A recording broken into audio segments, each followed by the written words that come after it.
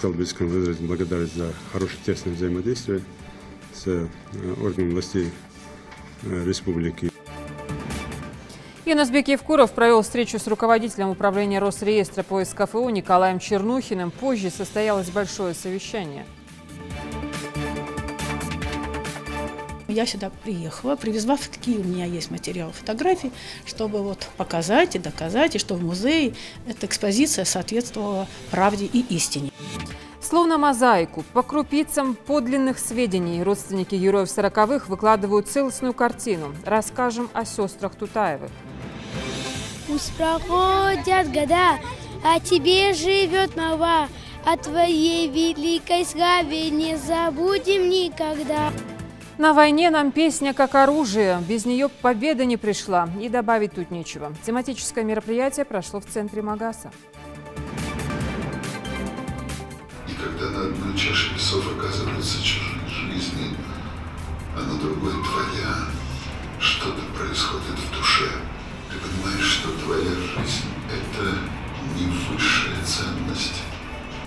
Чем еще воздействовать во благо? Круглый стол на тему противодействия экстремизму прошел в столице региона. Молочная продукция производства Республики Беларусь. Компания, она с сертификатом на всю. Да, на шее. Годен, не годен к употреблению. Вопрос установленных правил жесткой санкционной политики. Роспотребнадзор провел рейд по торговым точкам.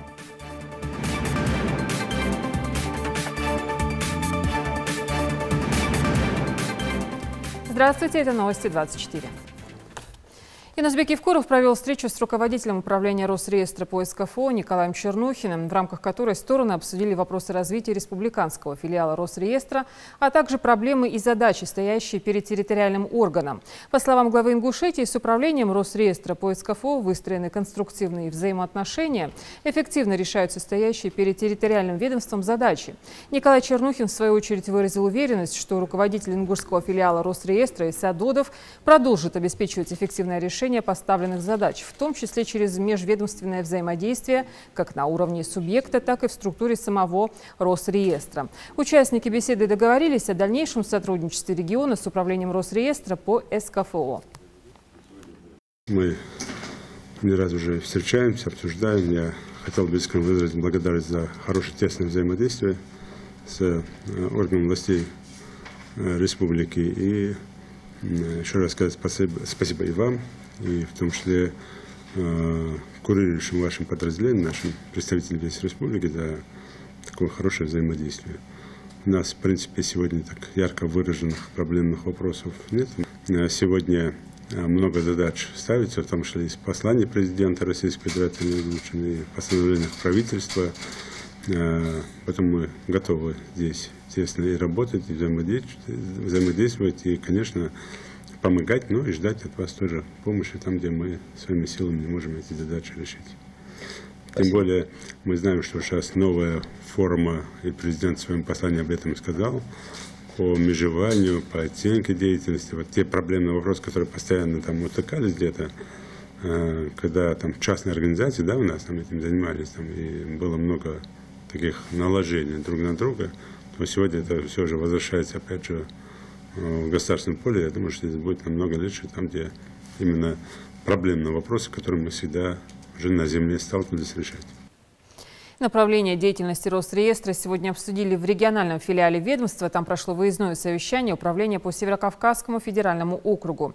Поднимались вопросы упрощения оформления документов, перевод их в электронный вид и повышения инвестиционных рейтингов всех субъектов. Участники обменялись опытом. Лейла Гайсанова расскажет. Каждый раз, когда необходимо получить справку или оформить заявление, люди, как правило, уверены, что нужно посетить множество кабинетов, но бумаги уходят в прошлое. Трату времени сводят к минимуму и в Росреестре. Работа в этом направлении идет активными темпами в субъектах СКФО. Электронные услуги освобождают от очередей сбора документов и справок, желающих оформить недвижимость и получить другие услуги. Можно не только ими воспользоваться, но и контролировать их выполнение. Больше остальных преуспел в этом направлении Ставропольский край. Это дает возможность, не выходя из собственного дома, из собственной квартиры, офиса или машины, при наличии даже просто телефона, сдавать документы на государственную регистрацию, сдавать сделки о переходе права собственности.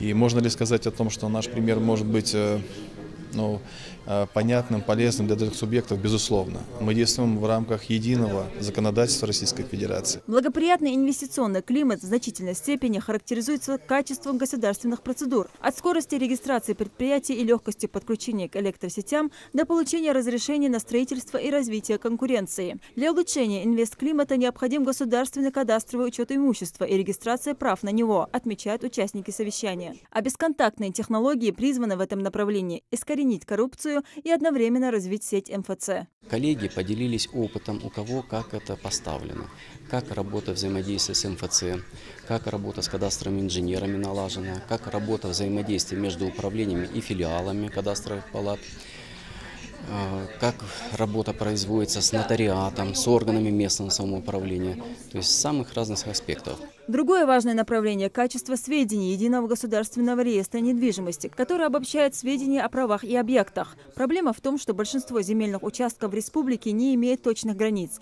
И для того, чтобы поднять инвестпривлекательность региона на должный уровень, необходимо, чтобы все границы были внесены в реестр. В результате реализации дорожных карт Ингушетия должна повысить инвестиционный климат. Не все методы мы можем здесь применить. Нужно учитывать, конечно, и менталитет, и свои особенности. Но тем не менее, конечно, мы почерпнули, конечно, хорошую информацию, что возможно на уровне нашего субъекта применить. Обязательно мы применим эти критерии, по каким они как раз и вышли на самый этот высокий уровень. Руководитель управления Росреестра по СКФО отметил, что в регионах Северного Кавказа разные результаты по инвестиционным рейтингам, но все же они лучше, чем в других округах. Тем не менее, в течение 2 месяцев показатели необходимо повысить как минимум на 10% всем субъектам. Ну а завершилось совещание на приятной ноте. В этом году 20 лет Федеральной регистрационной службе и 10 лет Федеральной службе государственной регистрации, кадастра и картографии. С этими круглыми датами коллеги поздравили друг друга. Лейла Гайсанова, Хамзат Халухаев. Новости 24. Юнусбек Евкуров также встретился с известным российским ученым в области физики элементарных частиц профессором РАН Тагиром Аушевым. Глава региона поблагодарил ученого за работу, которую он ведет в научной и академической среде, повышая авторитет республики и подавая пример молодежи. Он отметил, что сегодня в регионе созданы все условия для качественного образовательного процесса. Строятся новые современные школы, оборудованные всем необходимым для учебного процесса.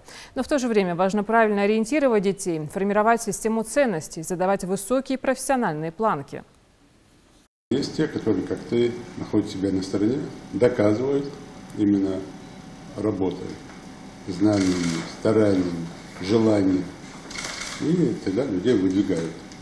Поэтому никто тебе здесь не помогал, никто за тебя не звонил, никто никому там не просил. Потому что такие должности, такие знания по звонкам не даются. То есть ты сам всего добился, поэтому вот ты как раз как молодой парень для всех пример. Пожалуйста, кто сумел освоить, пожалуйста. В том числе и для детей, которые сегодня начинают учиться в школах. Сегодня в республике как никогда созданы условия для того, чтобы учились в современных хороших школах. Поэтому, конечно, дети максимально должны отдаваться этому, а для этого им нужно видеть перед собой ориентиры. Вот. Ты тоже в том числе ориентир для того, чтобы все-таки понимать, кто может по какой программе учиться и чего достичь. Не обязательно там физики, там, не обязательно там гуманитарных науках, не технически вообще там всему жизни.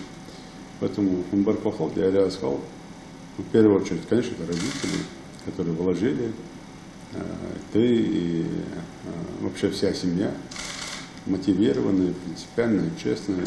Поэтому Умбаркохол, я сказал, ну, то, что ты находишь время, заходить, там, общаться, тоже там, больше. Баркул, очень приятно, что вы нашли время встретиться, пригласили. Вот. Приятно, что и в республике все развивается. Вот. Я надеюсь, что и в области науки, образования мои знания, опыт какой-то окажутся востребованными. Я могу, так сказать, ну, по мере своих возможностей, не только для страны, там, если как, хоть и громко это сказано, что-то делать, но и для родной республики. Вот, так что я всегда готов всем, чем могу помочь. Тагир Аушев является заведующим лабораторией физики высоких энергий Московского физико-технического института. Руководил экспериментами на андронных коллайдерах в Швейцарии и Японии. А в последние годы работает над стратегией научно-технологического развития Российской Федерации на период до 2035 года. Планы сделать все возможное, чтобы в России состоялся научно-технологический рывок развития. Вот. Есть стратегия, есть намечен план мероприятий, как добиться этого. И сейчас очень важно за теми шагами, которые намечены, не потерять суть, не, так сказать, не свалиться в формальное исполнение, так сказать, поручений, а действительно сделать сутевое наполнение, сутевое изменение структуры организации науки,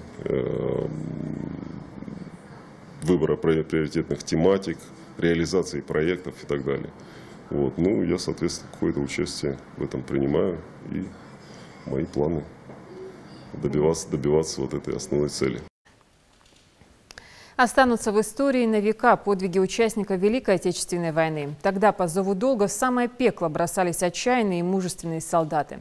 Место подвигам нашлось и прекрасной половине человечества. И спустя десятилетия в ряде громких имен героев звучит фамилия бесстрашных горянок, сестер Тутаевых. Со временем удается восполнить потерянные страницы истории их жизни. Новые факты биографии, фотографии в репортаже Заремы Евлоевой. И эта фотография 2 мая 1941 года. Вы знаете, когда вот смотришь на эту фотографию и думаешь о том, что 2 мая 1941 года это дети с велосипедом, они счастливые, радостные, все вроде бы хорошо. И через 2 месяца страшная война, которая, может быть, унесла их все жизни, всех этих детей. По крайней мере, жизнь Аси она унесла точно. Каждая фотография из личного архива Лидии Хантыговой – настоящая история. Племянница выдающихся сестер Асият и Нины Тутаевой собирала их много лет. В их семье было 7 сестер. Сегодня их дети, разбросанные по всему свету, по крупицам собирают все, что связано с легендарными родственниками. Упоминание Асият Тутаевой у многих ассоциируется именно с этим снимком. Эта фотография напечатана в книгах, украшает кабинеты медколледжа и почти полвека представлена в Краеведческом музее. Однако Лидия Хантыгова уверяет, что на этом фото Асият нет. Когда это я все узнала, я решила, что надо всем им, этим людям, они это заслужили, потому что они заслужили, они прожили тяжелую жизнь, достойную. Им надо дать свои лица, они должны получить свои лица. Поэтому я сюда приехала, привезла, какие у меня есть материалы, фотографии, чтобы вот показать и доказать, и что в музее эта экспозиция соответствовала правде и истине.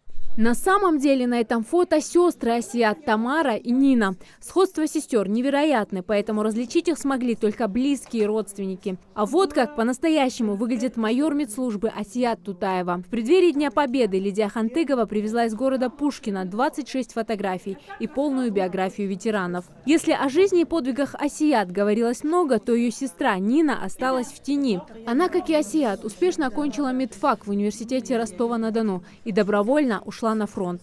Прошла всю войну, она работала на этом поезде, который госпиталь на колесах, который вот вывозили раненых и там оперировали. Она, значит, получила звание капитан медицинской службы. Вывозили людей, оказывали самую экстренную помощь, то есть раненого, чтобы он не умер, и как-то поддержать в нем жизнь, а потом уже в госпитале сдавали этих раненых и съехали за следующей партией. Ленинградский фронт, госпиталь, Воронежский фронт и снова обратно в лечебницу. В вагонах десятки раненых солдат, которых спасали хрупкие женщины.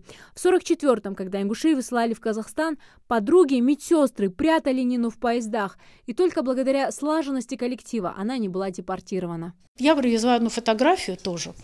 Этой Брагиной Марьи Давыдовны, эта фотография. Почему хочу о ней очень сказать? Потому что об этого человека никого нет на этом белом свете, и никто никогда о нем не вспомнит. Вот. Но она прожила в семье Нины. Она была начальником поезда этого, и, собственно говоря, ценой своей жизни эту Нину спасала.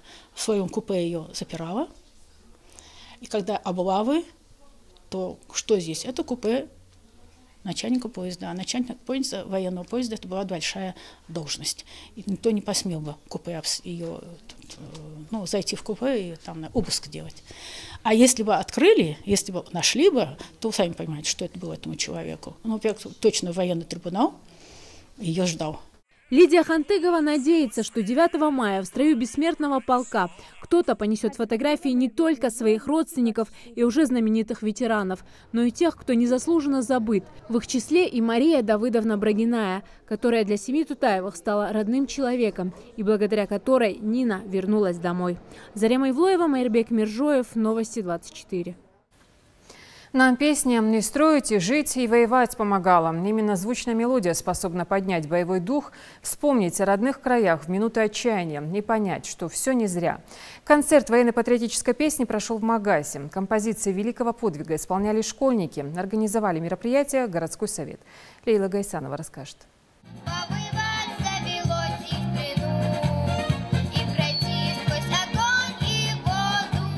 Для этих мальчишек и девчонок это не просто слова, а история их родины. Чувства, которые они испытывают во время исполнения песен, искренние и глубокие. Это видно потому, как ребята стараются. У некоторых из них родственники воевали на фронтах Великой Отечественной. Я исполняю песни про дедушка и Малгобек. А ты знаешь, чему они посвящены?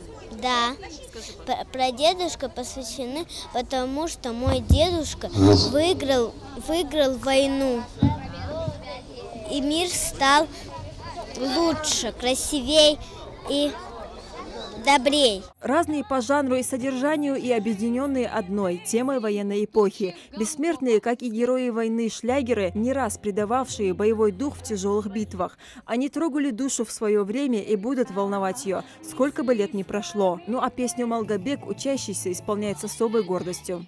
Малгобек, Малгобек, город воинской славы, и о звании таком мы полвека мечтали, пусть проходят года, а тебе живет молва, о твоей великой славе не забудем никогда. Они подошли к празднику со всей ответственностью, специально шили военные костюмы и подолгу репетировали песни. Дети разучивали слова с великой радостью. Они были очень рады выступать на этом празднике, готовились с удовольствием. Артистам удалось передать атмосферу праздника. Трогательное исполнение детьми военно-патриотических песен не оставило равнодушным никого. Великолепное мероприятие, такое демократичное, открытое, интересное, именно тематически очень интересное. И знаете, такая обстановка раскованная, это прекрасное мероприятие. Люди пришли сегодня действительно отдохнуть, радоваться. Выступления детей изумительные просто, изумительные. У нас очень красивые дети. Это наша память, это наша история. Поистине велика страна, которая сумела воспитать, организовать и повести за собой на совершение небывалых в истории человеческих подвигов. Поистине велик народ, который сумел не только отстоять свою независимость, приобрести свободу, но и избавить человечество от фашистского ига. Организовали праздник для воспитания чувства патриотизма, уважительного отношения к старшему поколению и для привития уважения к солдатам, участвующим в боевых действиях в наше время. Сегодня городской совет депутатов города Магас совместно с местным отделением партии «Единая Россия» провели мероприятие, приуроченное ко дню празднования Победы. Мы решили сегодня в этот солнечный день, пока погода не испортилась, одни из первых начать отмечать это событие. Сюда же привезли КМЗ 42 года и пулемет Дегтярева, который использовали солдаты во время боев Великой Отечественной. Учащиеся с удовольствием прикоснулись к военным экспонатам и тем самым к самой истории. Благодаря таким мероприятиям память о Великой Отечественной войне передается подрастающему поколению. И глядя на этих детей, понимая, что народ никогда не забудет подвиги наших предков, совершенных во имя Победы. Лейла Гайсанова, Магомед Урусханов, Новости 24.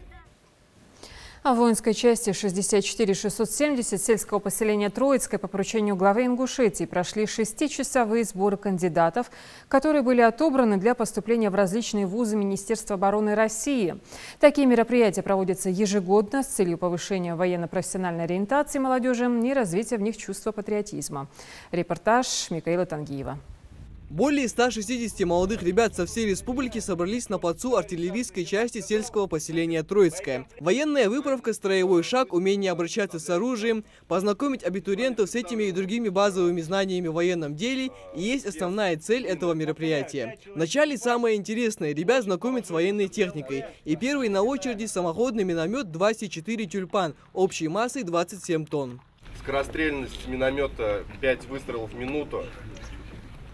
Максимальная скорость 60 км в час, это по шоссе, по грунту 30 км в час. Данный миномет также имеет возможность стрелять ядерными боеприпасами. Будущим студентам военно-образовательных учреждений также показали систему «Ураган», предназначенную для поражения различных площадных целей, и боевую машину «Хризантема», направленную на поражение наземных и воздушных целей. Далее по плану ребят направляют в казарму, где происходит весь быт военнослужащих. Здесь для солдатов-срочников и служащих по контракту созданы все условия для проживания. Спальное расположение военнослужащих по контракту на 9 человек. Установлено 9 кроватей, шкафы для хранения личных вещей, телевизор для проведения досуга. Выйдя во двор, абитуриентов ждала демонстрация боевого оружия. Ребята с интересом разглядывают все вооружение, начиная от пистолета Макарова и заканчивая ручным противотанковым гранатометом. Особый интерес вызвал пулемет с необычной системой ведения огня. Дальность стрельбы до 2000 километров, темп стрельбы 700-800 выстрелов в минуту. Как вы видите, здесь спускового крючка нету, но есть вот такой кабель, который подключается в самой машине, и где сидит рядом с водителем механиком стрелок и нажимает на электроспуск. Мухаммед Али Асканов еще в детстве принял решение пойти по военной стезе, и поэтому вступил в ряды юнармии со дня основания этого движения. А сегодня он планирует поступить в Московский военный институт и в дальнейшем найти себя на этом поприще. Военное дело — это, конечно же, на сегодняшний день престижная профессия. И мне кажется, это обеспечение на всю жизнь, так как именно эта профессия требуется всегда. Далее на очереди проверка физической подготовки абитуриентов. Им предстоит проверить себя на скорость, силу и выносливость в различных спортивных дисциплинах.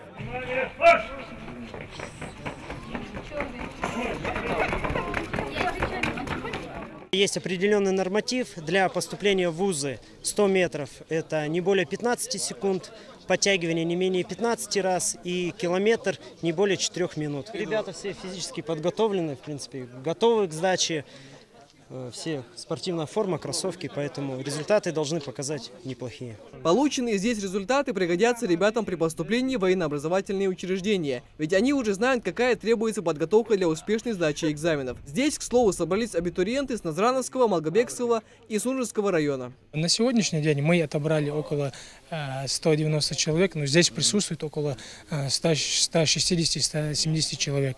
А некоторые выбыли, некоторые в разъезде, некоторые проходят у нас профотбор и метасвидетельствование, поэтому у них не получилось сегодня приехать на это мероприятие, поскольку у них личные дела сформировываются, и они должны быть отправлены до 15 мая этого года. Заместитель командира воинской части по работе с личным составом отметил, что за все время, что он здесь служит, на территории этой части были проведены более 15 таких мероприятий, и ребята всегда с интересом посещают экскурсии.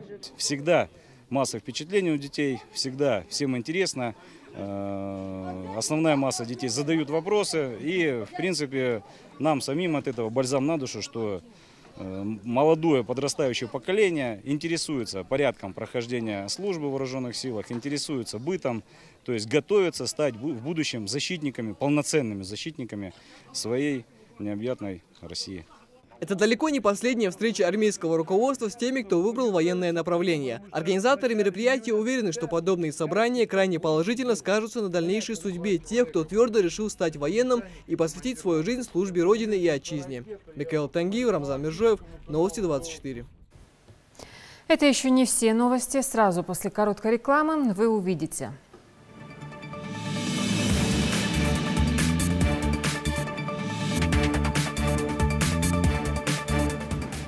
Круглый стол на тему противодействия экстремизму и терроризму прошел в Магасе. Сотрудники Роспотребнадзора провели рейд по торговым точкам.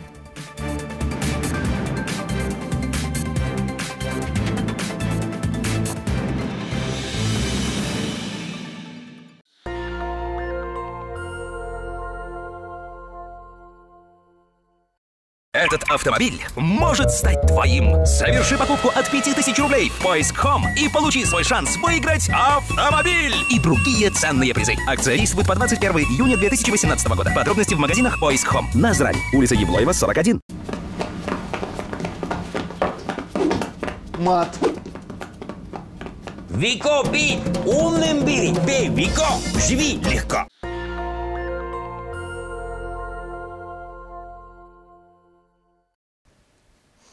Герою России, депутату Народного собрания Руслану Нальгиеву сегодня исполнилось 38 лет.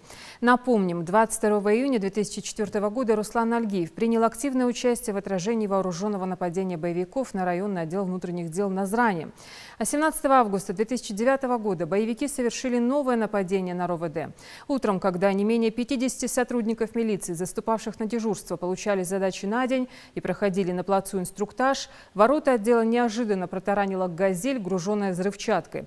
За рулем автомобиля находился террорист-смертник. Руслан Нальгиев бросился на перерез и на ходу открыл огонь по автомобилю. После того, как пули, выпущенные Нальгиевым, пробили двигатель микроавтобуса, тот остановился и сразу же произошел мощный взрыв, в результате которого РОВД и соседнее жилое здание были разрушены. 24 человека тогда погибли. Около 250 были ранены. Эти подвиги и принесли Руслану Нальгиеву звание Героя России. Высокие идеалы и реальные истории жизни настоящих мужественных людей взяли за основу организаторы круглого стола на тему противодействия экстремизму. Мероприятие прошло под эгидой регионального министерства по внешним связям и национальной политике. Именно примеры подлинной человечности и неподдельных ценностей должны напрямую влиять на неокрепшее сознание молодежи. Вопросы воспитания и давления со стороны темных, так сказать, сил в репортаже Жаридат Халухоевой. Документальный фильм о людях, чья память жива в сердцах каждого человека. Сулумбек Асканов, Хасан Каев и Займуддин Батманов. Сегодня они стали примером для молодежи. Какими должны быть достойные граждане страны? Поддаться чужой идеологии, пойти по пути терроризма или выбрать светлое будущее в окружении любящих людей? Фильм рассказывает о последнем дне героев. Почему они сделали выбор в пользу других, а не себя. И когда на одной чаше весов оказываются чужие жизни, а на другой твоя, что-то происходит в душе. Ты понимаешь, что твоя жизнь – это не высшая ценность, и ничего не кончается смертью. Этот фильм учит тому, чтобы в погоне за комфортом не вытеснить высокие идеалы и ценности, маленькие мгновения радости, которые, переплетаясь, создают счастливую жизнь. Заставляет задуматься, можно ли найти это счастье в экстремизме и терроризме. Я хочу сказать немножечко в отношении молодежи. Действительно нужно, чтобы молодежь больше знала о тех случаях героизма, которые проявляют их сверстники. Формирование у подрастающего поколения идей толерантности, сотрудничества, межкультурного диалога посредством постоянного взаимодействия с органами власти и обществом. Вот важнейшие факторы решения задач экстремизма и терроризма, по мнению собравшихся. Хотя подобные профилактические встречи с молодежью в республике проводятся часто, это мероприятие больше впечатлило ребят, чем просто лекции про недопустимость различного рода идеологии в молодежной среде. Осознал для себя очень многое, что в первую очередь человек должен не обращать свое внимание на такие вещи, как этот бандитизм, тот же терроризм, должен вести правильный образ жизни. Эта встреча стала полезна не только для молодежи, но и для взрослых, напомнив последним, как правильно воспитывать детей. Ее организаторами выступил региональный Миннат совместно с Комитетом по делам молодежи. Как отметил министр по внешним связям, национальной политики, печати и информации Ингушетии Улан Евлоев, мировоззрение молодежи должно строиться на достойных примерах, тем более, что им есть таково равняться. Мы же помним времена, когда мы, после того, как вечером стемнело, мы не могли выйти из домов, как мы хоронили своих братьев, сестер почти каждый день.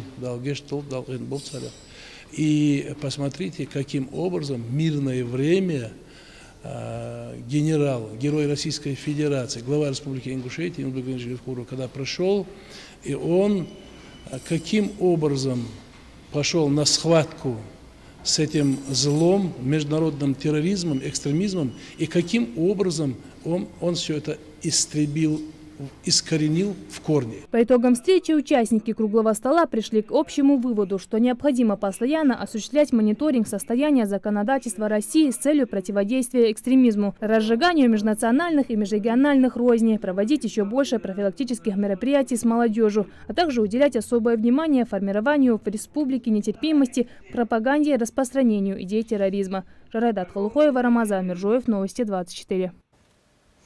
Тем, кто планирует поехать в хадж в этом году и еще не оформил загранпаспорта, стоит поторопиться. Управление по вопросам миграции МВД по Ингушетии предупреждает о необходимости получения биометрического паспорта сроком на 10 лет. Документы будут приниматься до 10 мая. Сроки форсировали в связи с требованиями саудовской стороны. На оформление загранпаспорта уходит месяц, а ведь после этого еще нужно успеть подать документы в комитет по хаджу. Ранее также сообщалось, что начиная с этого года ввели обязательно электронные визы для паломников. Оформление всех остальных документов через комитет по хаджу также необходимо завершить на месяц раньше, чем говорилось до этого, то есть до 10 июня. В связи с чем желающих поехать в хадж просят поторопиться с подачей документов в Управление по вопросам миграции и комитету по хаджу.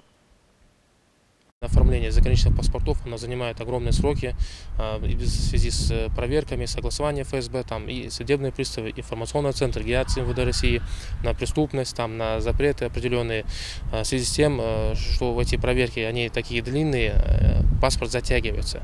На данный момент паломникам хотелось бы сообщить, чтобы они подавали в первые числа мая, потому что муфтият, комитет по хаджу требует паспорта уже до конца мая. До конца мая на Хагулбалар хаджа уже точный ориентир халистка. Хаих да мачхан вайдадах это ген миен хетнага тун хетерс июльбот оягар таур июльбет такачи до 10 июля цабот хулар да вылета хан шубот хулс. Так шубот халкы нах кез хасол солбя зметик хаижде. В последнее время в различных социальных сетях распространяется сообщение об увеличении размера детских пособий. В Министерстве труда Ингушетии сообщают, что данная информация не соответствует действительности и является недостоверной. Последняя информация о том, что льготникам, ветеранам боевых действий, ветеранам труда, детские пособия, кто получает и так далее, те, кто не предоставляет справки о оплате ЖКХ, тем будут приостановлены выплаты. Это неправда, такой информации нету. У нас работа идет в штатном режиме. Это фейковая информация. Обращение ведомства касается не увеличения роста пособий, а необходимости получателей социальных выплат обновить в отделах соцзащиты свои документы, а именно паспорт и СНИЛСы родителей и детей. Городу Магаз, жителям еще раз хочу напомнить, всем получателям пособий и те, кто стоит на учете, репрессированные ветераны труда, мы посылали уведомление о том, что нужно пройти перерегистрацию, нужно подать документы для того, чтобы мы продолжили выплаты. Детские пособия у нас для чего нужна перерегистрация? Чтобы обновить все данные. Новая система сейчас ЕГИСО, Единая государственная информационная система социального обеспечения. С 1 января 2018 года она введена. Товар не соответствует ГОСТу. Вердикт категоричный, меры конкретные. Изъять. Дальнейшие действия по инструкции. Сотрудники Роспотребнадзора провели рейд в городе Назрань. Проверка прошла в целях усиления контроля качества молочной продукции в торговых центрах. С подробностями Саид Куштов. Делается молочная продукция. Да, напротив. Первый магазин для проверки инспекторы Роспотребнадзора выбрали не случайно. Тут большая проходимость и огромный выбор продуктов питания, а также отдельный ряд, отведенный для молочной продукции. Акцент ревизоры делали на товар, который поставляется из Республики Беларусь, так как в последнее время большая часть продовольствия поставляется именно оттуда. И есть вероятность, что она не соответствует ГОСТу. Есть молоко-молочная продукция производства Республики Беларусь. Пока нет. Она сертификаты на все вот это. Да, на все есть. Если посмотрим. Запрещенной продукции в этом магазине не оказалось, однако инспекторы Роспотребнадзора в целях проверки соответствия качества товаров изъяли масло. Технический регламент Таможенного союза отбираем на основании. В следующем крупном магазине участники рейда как таковых нарушений не выявили, однако была обнаружена сырная продукция из Белоруссии, которая также была изъята для лабораторных исследований. В этом магазине в Горянка мы нашли белорусский сыр. Вот взяли мы его. Вот на анализ. Моцарелла. Это на химанализ мы его взяли. Так. Также мы взяли печень трески. Это для мониторинга. Печень трески. Так. Взяли еще плавленый сыр. Еще один крупный магазин посетили инспекторы управления Роспотребнадзора. Качество хранения и товарное соседство отвечает всем нормам. Да и потребители довольны предлагаемой продукцией. Я почти каждый день беру продукцию здесь. Постоянно захожу в этот магазин, отовариваюсь здесь. Хорошая продукция, сроки всегда были хорошие. Ничего не могу сказать отрицательного. Но и в этом магазине на прилавке были молочные продукты из Республики Беларусь. Участники рейда также изъяли их для дальнейшего лабораторного исследования. Патологически исследуем на кишечную флору, на плесневые грибки, на дрожжи. Исследование идет дня 3-4. На 5-й день мы выдаем результат.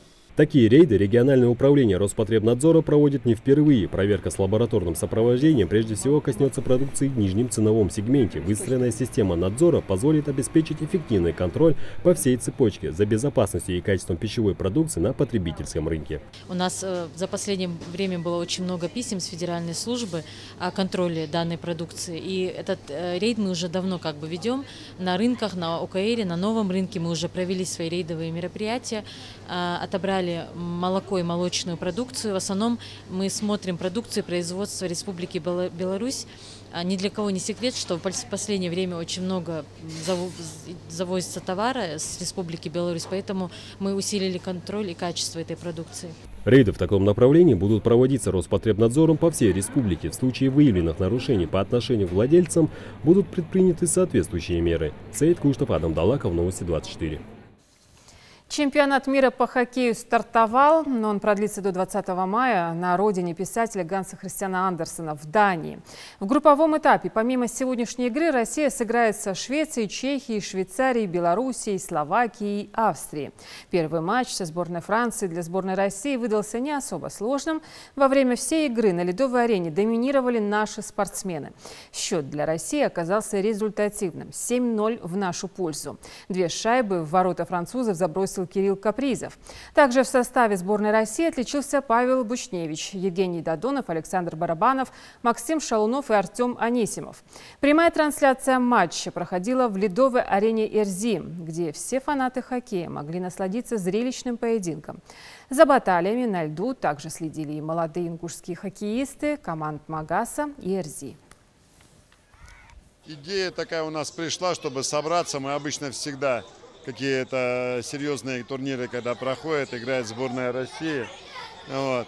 Мы всегда стараемся как-то поддержать и показать это детям, чтобы дети видели и ощущали то ощущение, которое волнительные эмоции, борьба на поле, как ребята стараются, как играют, чтобы это все им передать, чтобы они воочию это сами все видели. Следите за новостями на канале Ингушетия и до встречи в эфире.